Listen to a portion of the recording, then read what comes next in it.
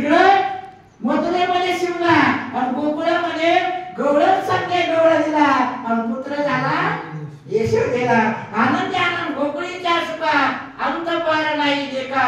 बाळ गोकुळाच्या नाही त्या सर्व लीला केल्या भगवान परमात्म्यानं आणि लीला केल्यानंतर एकेरीचं प्रसंग सांगतो. देवानं माती खाल्ली.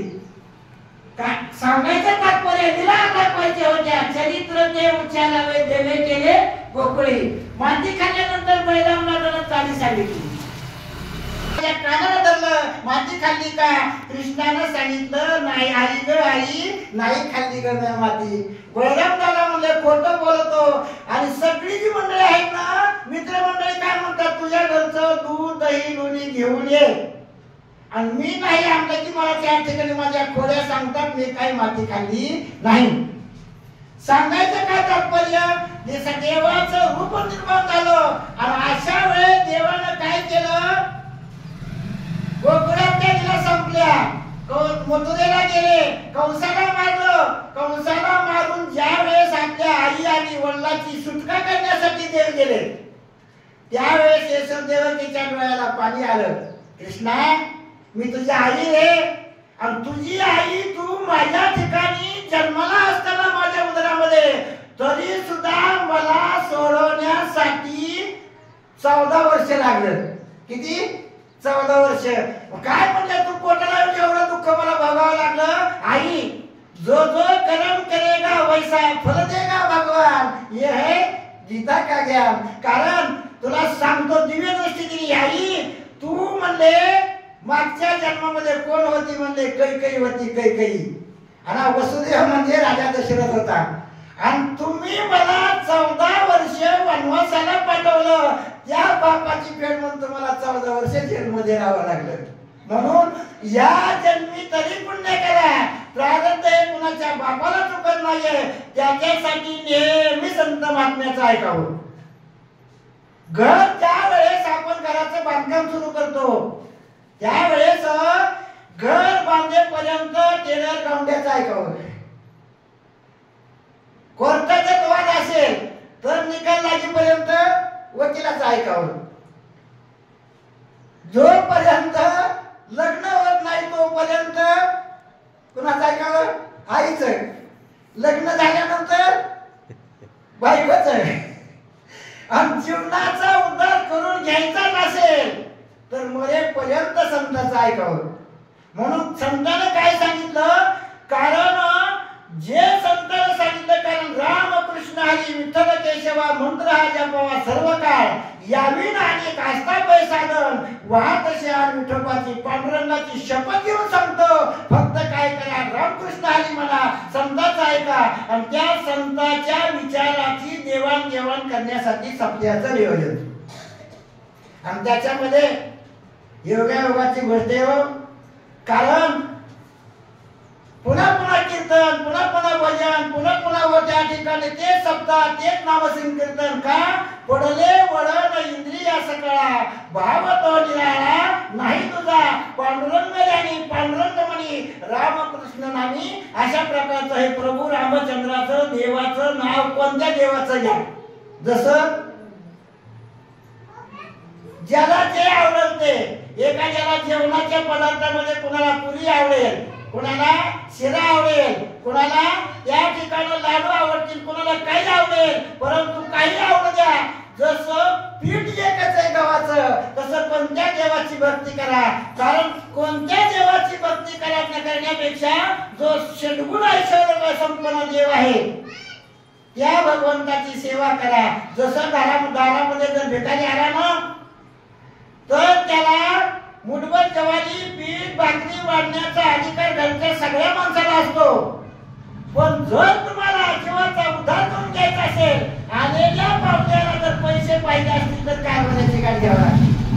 तसं तुम्हाला जर स्वतःच्या जीवाचा उद्धार करून घ्यायचाच असेल तर बाकीच्या देवाची सेवा करू नका असं नाहीये.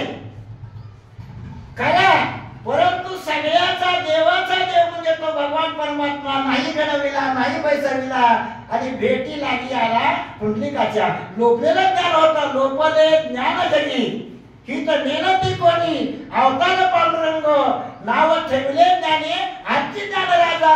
म्हणून काय करा, जो सगळ्याचा उद्धार करतो त्याला शरण जा. म्हणून या शरण जावे सर्व भावे देवाशी. साधा दृष्टांत सांगतो. नवरा बायकोचं जोडपं होतं, 2 मुलं होती. 2 मुलं असताना कर्मधर्म सहयोगानं थोरला भाऊ होता. परिस्थिती सर्वसाधारण होती आणि धाकटा भाऊ त्या ठिकाणी शाळा शिकत होता. गरिबी परिस्थिती असल्यामुळं थोरल्या भावानं धाकट्या भावाला डॉक्टर केलं, MBBS डॉक्टर, स्त्रीरोग तज्ञ. धाकट्या भावाचं लग्न झालं, थोरल्याचं झालं. पण योगायोगाची गोष्ट हो, थोरल्या भावाला मुलबाळ नव्हतं आणि धाकट्याला दवाखाना मोठा सुंदरसा चाललेला आहे, मुलबाळ सर्व प्रपंच व्यवस्थित. आणि धाकट्या त्या ठिकाणी मोठा शहरच्या ठिकाणी दवाखाना टाकला. आणि शेवटी काय झालं, पुष्कळ दिवस मुलबाळ नाहीये थोरल्या भावाला. भाऊजाईनं लोकांची भांडी घासली, भावानं लोकांच्या घरी मोलमजुरी केली आणि आपला भाऊ डॉक्टर केला. योगायोगाची गोष्ट, याला मुलबाळ नव्हतं, परंतु कर्मधर्म संयोगानं नवसा सायासानं देवानं त्यांना त्या ठिकाणी देव प्रसन्न झाला. आणि प्रसन्न झाल्यानंतर त्या ठिकाणं त्या माऊलीच्या कुशीला धन्यता मिळाली. प्रसूतीचा टाइम झाला. त्यावेळेस डॉक्टरच्या दवाखान्यामध्ये त्या ठिकाणी सासूबाई घेऊन गेल्या सुनेला. योगायोगाची गोष्ट, त्या दिवशी डॉक्टरचा नर्स होत्या ना, त्या नर्सचा पगारवाढीचा संप होता आणि एक बी नर्स कामाला नव्हती. काय झालं, आईने सांगितलं, हे बघ त्या ठिकाणी डॉक्टर साहेब, आता तुमची भावजाई आहे, जा डिलिव्हरी करा त्यांची. दिला त्या ठिकाणी आई, मी दिले. आणि जर वहिनी जर त्या ठिकाणी मी गेलो तर हात लागायला लागले. आता असं करा, मी काय करतो, चिठ्ठी देतो, दुसऱ्या दवाखान्यात जाऊन डिलिव्हरी करून घ्या. आईने सांगितलं, नको रे बाबा असं करू, तुला एक काम सांगते का, एक काम कर तू, नर्सचा संपय ना, म्हणजे पांढरी साडी नेस, पांढरी साडी नेस, पांढरा ब्लाऊज घाल. त्या ठिकाणी ती तोंड बांधायचं असतं ना, ती तोंड बांधायचं पांढरच नाही बांधून म्हणजे ओळख यायचं नाही. आणि वरनं लाव म्हणले गॉगल. डॉक्टरने सांगितलं, आई काही जरी झालं ना तर हे काही शक्य नाही, मी काही सांगितलं नाही, तुला दुसऱ्या दवाखान्यात जावं लागेल. अहो नुसतं साधा डॉक्टर साडी नेसायला तयार नाही हो. पण ज्या वेळेस मंगळवेळी या ठिकाणी चोकोबा आहेत आणि चोकोबाच्या मंडळींची डिलिव्हरी होती, बाळपणाचे दिवस होते. सांगितलं, मालक माझ्या बहिणीला जाऊन घेऊन या.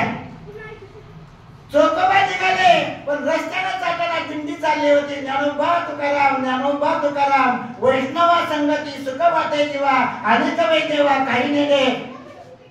दिंडीमध्ये गेले चोकोबा. घरचं काय त्यांना कळलं नाहीये. मंडळीला प्रसूताच्या वेदना होऊ लागल्या. त्यावेळेस देवाने विचार केला, माझे पुढे उभा आला हे संभाळीत आणि या आगात निवाला वया. देवाने विचार केला, माझा भक्त म्हणले माझ्या वारीला गेलाय आणि कधी बाळपणाचे दिवस आहे. देवाने काय केलं, ताबडतोब प्रेम बदलला. रुक्मिणी मातेला सांगितलं, आई साहेबांना, देवा म्हणलं इतक्या लवकर आज कसं काय खबरून जागा झालं. अजून तर काशीचं म्हातारं आलं नाही ना, कारण दररोज काकड्याच्या ठिकाणं त्रिशूळ डमरू घेऊन आला गिरजेचा कंठ. सगळे देव वाळवंटापासून महाद्वारापर्यंत सुरवराची दाटी उभे जोडले हात, सगळे देव काकड्याच्या वेळेस येत होते. म्हणून पंढरपूरला गेल्यानंतर एकमेकाच्या पाया पडावा का, म्हणजे कोणत्या रूपानं का होईना कोणाच्या रूपानं देव तिथं येईल. म्हणून पंढरीच्या लोका नाही अभिमान, पाया पडायचं एकमेका. त्यावेळेस चोकोबाच्या बायकोच ताबडतोब देव उठले आणि निघाले मंगळवेढ्याला. वाटात निघाल्यानंतर ताबडतोब ड्रेस बदलला. कसा ड्रेस धारण केला, हिरवी साडी टोक पदराची आणि शोभेगा ह्याच्या नाकात नंतर मोत्याची सुंदरची साडी परिधान केली. डोक्यावर पदर घेतला, पूर्वीचा काळ आहे आता पदराची भानगड नाही. त्यावेळेस पदर घेतला आणि पदर घेऊन चोकोबाच्या घरावर दारावर थाप मारली. चोकोबाची बहीण झाला सारंगर, वहिनी उघडा दार हाका मारी. थाप मारली आणि चोखोबाच्या मंडळीचं बाळंतपण केलं. जो डॉक्टर साधा डॉक्टर साडी दिसू शकला नाहीये, परंतु देवाचा देव असणारा भगवान परमात्मा साडी नेसला आणि चोखोबाच्या मंडळीचं बाळंतपण केलं. म्हणून या शरण जावे सर्व भावे देवाची, म्हणून देवाला शरण जा. म्हणून देवाला सांगतात, जे माझी अनन्य भावनेनं सेवा करतात त्यांचं सर्वस्व मला पाहावं लागतं. जे माझी सेवा करतात त्यांचा मी दास होतो. जे माझी सेवा करतात त्यांच्यावर संकट येऊ देत नाही.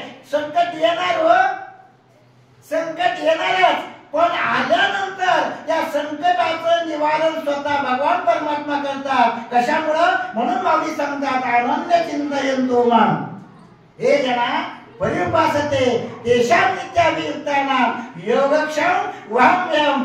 उदाहरण सांगतो, कारण भाविकाच्या प्रत्येक कार्याचं काम स्वतः देव करतो. रामायणाचं उदाहरण सांगतो, ज्यावेळेस